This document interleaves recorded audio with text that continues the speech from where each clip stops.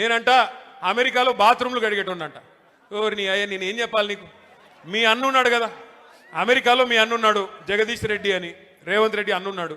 ఆయన ఇంట్లో ఆయన బాత్రూమ్ కడుక్కోడా? ఈయోడని వచ్చి కడుగుతాడా? ఎవరింట్లో వాళ్ళు అక్కడ బోళ్ళు కడుగుతారు, వంట వండుకుంటారు, తింటారు. అక్కడ పనులు దొరకరు. సామాన్యమైన కుటుంబాలకు అక్కడ పనులు ఉండరు. నువ్వు వేల లక్షల కోట్ల అధిపతి అయితే తప్ప నీకు అక్కడ ఉండరు. ఎవరింట్లో వాడు పని చేసుకుంటాడు. అయినా ఇక్కడ మా ఆడకూతురులు ఇంతమంది ఉన్నారు. మనం ఇళ్లలో మన పని చేసుకోమా? తప్ప చేసుకుంటే ఎవరింటి పనులు చేసుకుంటే తప్ప? నాకు తెలవక అడుగుతా. ఏం మాటలు ఈ నిన్ను గెలిపించింది ఎందుకు? నిన్ను అడుగుతున్నది ఏంటి? నువ్వు చేస్తున్నది ఏంటి?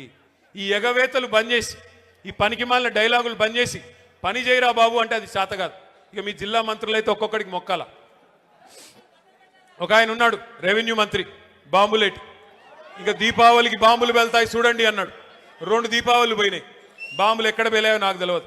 ఈయన గారు పోయి మాత్రం అదాని కాళ్ళు పట్టుకొని, మోడీ కాళ్ళు పట్టుకొని, ఆయన ఇంటి మీద ఈడీ రేడ్ అయితే మాత్రం కాళ్ళు పట్టుకొని మీ బీజేపీలో చేరుతాను, దండం పెడతాను, నా మీద కేసు పెట్టకండి అని చెప్పి సిగ్గు లేకుండా బీజేపీకి మోకరిల్లి ఇవాళ కేసు మాఫీ చేయించుకుంటా ఉన్నాడు. ఇక ఇక్కడ ఖమ్మంలో ఇంకో మంత్రి గారు, ఆయన మన కార్పొరేటర్లు ఇల్లు బిజీగా తిరుగుతూ ఉన్నాడు. కార్పొరేటర్ల ఇంటి చుట్టూ తిరుగుతూ ఇవాళ నేను ఇక్కడికి వస్తున్నా అంటే ఒక 3 కార్పొరేటర్లు వేసుకొని పోయి రేవంత్ రెడ్డి కాడ కూర్చోబెట్టిండట. ఒకటి మాత్రం నేను పక్కాగా చెప్తున్నా, మంత్రి గారు, ప్రజలు అనుకుంటే మీరు ఎంతమందిని ఎత్తుకొని పోయినా నువ్వు పీకేదేమి ఉండదు. ప్రజలు అనుకుంటే పెద్ద వాళ్ళని ఇంటికి పంపించారు.